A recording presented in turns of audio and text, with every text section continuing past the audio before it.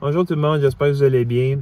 Là, je décide de faire une vidéo parce que honnêtement, je veux informer le public. J'ai deux situations qui viennent d'arriver, ça fait vraiment pas longtemps, puis je veux les partager avec vous. Premier cas, mon chum m'appelle, me dit Chris, cette maison-là, c'est vendu combien? Je dis 3,90. Je dis fuck, je savais, il dit ma mère vient d'accepter un offre d'achat à 225. Je dis pas, ta mère? Il dit, ben oui, il y a quelqu'un qui est venu cogner à sa porte. Il a dit, hey, dis-moi, j'achète des maisons dans votre secteur. Elle avait reçu une lettre, après ça, il est venu cogner à la porte. 225 000, elle y a vendu. Puis son voisin s'est vendu 3,90. Faites les calculs. Nous autres, on a suivi le listing parce qu'elle a été mise sur le marché après, parce que les gens qui viennent cogner aux portes, ils les achètent, ils les rénovent, puis ils les revendent à gros prix. Elle s'est vendue 454 000. OK? Donc, première erreur, ne vendez jamais au premier venu. Ben, je dis première erreur. Vous pouvez le faire si vous voulez, mais vous maximisez jamais le prix de vente de votre propriété. Vous vous empêchez d'aller chercher la majorité du bassin d'acheteurs. Puis la majorité du bassin d'acheteurs n'est pas avec le premier venu. Toc, toc, toc, j'achète des maisons dans votre secteur. Ou tu reçois une lettre de quelqu'un qui va acheter ta maison par la poste. OK? Pourquoi je fais cette vidéo-là? C'est qu'aujourd'hui même, deuxième situation, mon ami m'appelle, elle me dit, Chris, elle dit, ma mère, elle dit, est tentée de vouloir vendre par elle-même.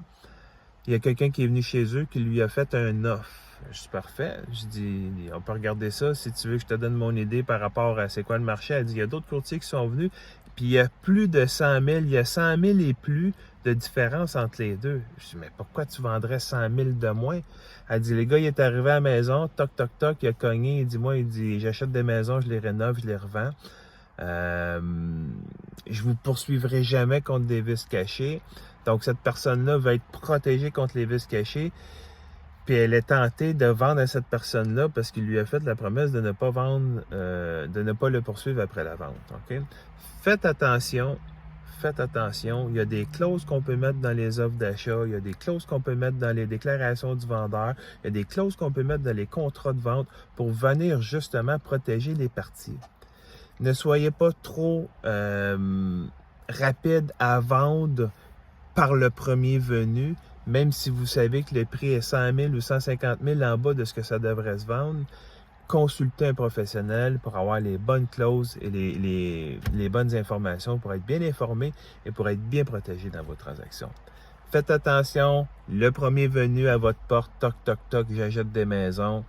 C'est peut-être pas nécessairement le meilleur prix que vous allez aller chercher là, au niveau de la vente. Si vous avez besoin d'informations, contactez-moi, Christian Dubé, courtier immobilier chez Remax. Bonne journée à tout le monde.